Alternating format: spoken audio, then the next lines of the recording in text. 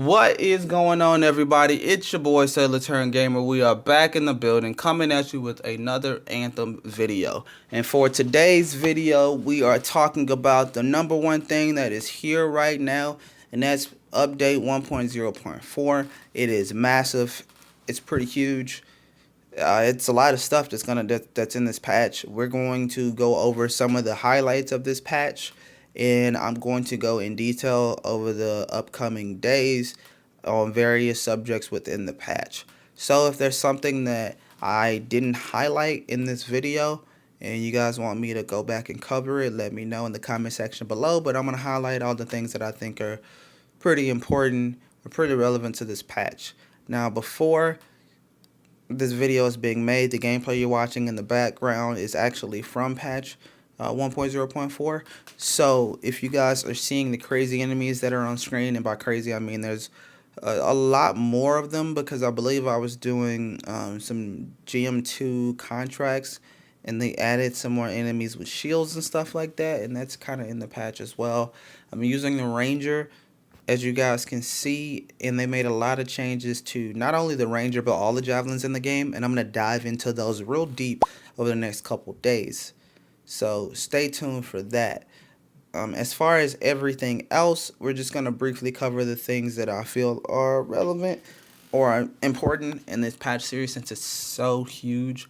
Let's talk about the new features right off the bat. So we got those legendary missions. They've been talking about that for some time now. Legendary missions, of those of you that aren't familiar with what they are or how they work, one mission per day from the story mode will be available to complete. In exchange for completing that mission, you're going to have a new challenge, but you're going to get not new rewards, but you're going to get increased rewards for doing those challenges. And what do I mean by increased challenges? Well, I actually did one of the legendary contracts today, and pretty much the number of enemies that are on the screen during these combat modes are pretty intense. A lot of the enemies have shielding. I did the daily for today. It was a mine related mission, and it was a lot of Dominion, and it was a lot of those Dominion Storm guys, and it was a lot of those Dominion Beast things that have their own shields. And when I say a lot, I mean it was like more than 5 at a time. It was probably like 8 to 10 of those guys on the screen. So imagine having 8 to 10 of those guys on the screen, each with their own shield bubble. So it's a challenge. And the loot, I mean, it's only a matter of time to see if it's really worth it, but it's promising and it's exciting, and it's another way to go through and replay some of your favorite moments in the story, especially, you know, if you get to a point where the daily is a mission that you actually really love. So it has promise. One of the other new features in the game is the Elysian caches. We've been talking about those for some time now, and they're finally here. Well, the Elysian caches, now that they're here, we can actually get some details about them. It's going to be 67 unique vanity items within the cache. How do you open the cache? You open the cache with keys. How do you get the keys? You get the keys by completing daily challenges. The challenge for today was to complete 2 contracts. By completing those 2 contracts, I got my key, hopped into a stronghold, completed the stronghold. At the end of the stronghold boss, there were 4 chests, and we actually opened up one of those chests and got some embers and some other items as well. Along with that, Byra wants to let us know that they look forward to our feedback, and they're going to be taking the data and trying to make judgment on what to do with making the system better. As we know, like, nothing is perfect. So they are going to be taking that. And if you guys have any feedback on your experience from the Elysian cast system, you know, be sure to take your anger or your situation or your happiness, however you feel about the situation, take it to Twitter or take it here. I want to know. And, you know, we can see if we can get this whole system better. Seeing that this was my first day, you know, I finished that stronghold and I had the most purples I've ever had in my entire life. But that's only 1 day and 1 cache. So only time can tell on that.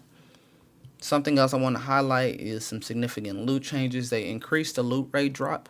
So it should be a lot easier to get Masterworks and hopefully legendaries as well. They've increased this across the board for a lot of things. I mean, stronghold bosses are going to be dropping more loot with an additional chance at Masterworks and legendaries. All the Apex creatures in the game, Ascari and Luminaries, all those guys are going to have an increased chance at dropping Masterworks and legendaries and extra loot as well. So that's going to be super, super dope. Chests are going to be able to craft. You're going to be able to get crafting items from chests pretty much everywhere in the game. So that's something that's super dope. Finally, the FOV settings are here for those PC players out there. And if you have a PC, they've added support for NVIDIA highlights. So your NVIDIA is going to be able to automatically capture screenshots and gameplay clips. So shout out to that. The AFK timer that's overall in the game has been reduced from 10 minutes to 5 minutes. They've increased performance. And my favorite change of the patch is the Forge. The Forge can now be accessed anywhere in Fort Tarsis, and it is been streamlined to be no loading screens. So hopefully this is the first change of many when it comes to removing loading screens. And there is no loading screen when entering the Forge, and it's amazing. It's one of those things to where if you were a player that started playing today, you would have thought it was already in the game on day one. And even though we know it wasn't, I'm happy that it's here now. And it's great because it's something that they don't have to worry about anymore. And neither do we. It's literally my favorite thing in the patch. They made a lot of changes to these strongholds as far as removing fog walls. And overall, there was a lot of bug fixes that they addressed. I mean, I could go on and on and on about the bug fixes. This patch note was huge. But I want to talk about the fog walls. Like I said, there was a lot of mission changes for bug fixes. There was a lot of generic changes to wordings. They made some changes to your gear and abilities. And all of this stuff was related to wording on how the game can be so vague. So that's going to stretch down to your gear, your abilities, your javelin components, your weapons, your javelins, creatures, inscriptions, and a whole lot of other stuff. But all of that, for the most part, they really fixed a lot of the issues in the game when it came to clarity and reading things and just not knowing what they said. That's all gone now. So they tried to cover that and fix a lot of things in the game. Outside of those huge bug fixes, they made a lot of changes, a lot of buffs. Every javelin in the game got their own buff, and it was a lot of them. A lot of changes to a lot of components for each javelin, a lot of changes to their gear, and my boy, the Ranger, got the most I think he got the most changes. Now, that's a good thing, but obviously it's like a bad thing as well. It's bad that he was so far, like he was so bad that he had to get the most changes. But the changes are in. A lot of the classes got changes to a lot of their gear and component slots, and over the next couple of days I'm going to go and talk about each one of the 4.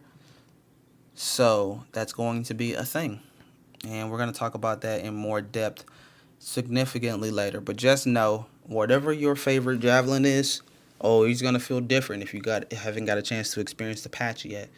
In addition to that, they actually talked about the components that they added from patch 1.0.3, and they officially listed those in the patch notes as being added. If you guys aren't familiar with those, there were some universal masterwork components: symbiotic surge, soften blows, thermal cooling, rejuvenating ammo, and emergency power. Emergency power, hands down, is the best one out of the batch. You got to get emergency power. Those of you that don't know what it is, it's a masterwork universal component that increases your ultimate damage, and once your health gets really low, it's going to automatically fill your ultimate bar up, which obviously if you have a full ultimate and your health gets low, you can use your ultimate and get your health back, which is awesome. This effect can only happen once every 2 minutes, but ideally you're not going down multiple times within 2 minutes. So to me, it's a staple on almost any build, since ultimates are so ridiculous. Also, they added some more specific universal masterwork components, so that's awesome. Bloodlust, Acid Slugs, Giant Slayer, Focus Freeze, and Feedback Loop. These are all awesome as well, at least from reading them. They made a lot of components that vary the weapons and actually make them a little bit more interesting as far as doing a variety of things ranging from shotguns, applying acid, to damage buffs on weak points, to freezing enemies with LMGs. It's a lot of things. We're gonna go in depth on those as well over the next couple days. And they made a lot of changes to the javelins. For you interceptor fans out there, interceptors, you can now hold your button and you can do your melee attacks, so that's pretty nice as well. Overall, this patch was huge, and it was about 2.5 gigs for each platform, so you guys should be able to handle that. It's a huge patch.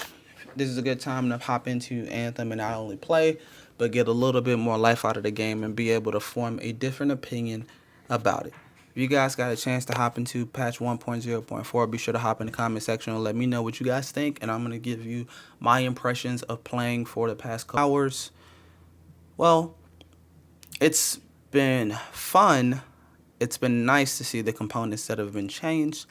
It's been nice to spark my brain when it came to different builds. But overall, there's still a sadness in my heart because we're not going to get another patch for at least 2 weeks from now. And I'm at the point where I understand, outside of building your build and getting to GM3, there's no real progression. Your character progresses by maintaining and increasing its status from, your common level javelin all the way up to your legendary or masterwork javelin, but there's no real progression. So I still find myself saying, after you finish your daily rotation of contracts and strongholds and free play, which could be anywhere between 1 to 3 hours of gameplay, which it's good. Don't get me wrong, that's not bad, that's good. But after you finish that, it's like, what are you doing? Like, what's the end goal? What's the game? A part of me wants to say it could possibly be the mastery system, but it's not here yet, so we don't know. Well, my brain has been sparked, and there's a lot more builds I can come up with in the game. And so I have a lot more build videos that will be out in the future. If that's something you guys want to see, be sure to stay here at Elysian Gamer. And yeah, those are my thoughts on the patch, and this is the patch. It's huge, it's exciting, and I'm excited to continue to play.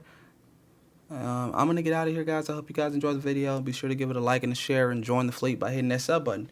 Until then, this will be out in the open ocean. Peace.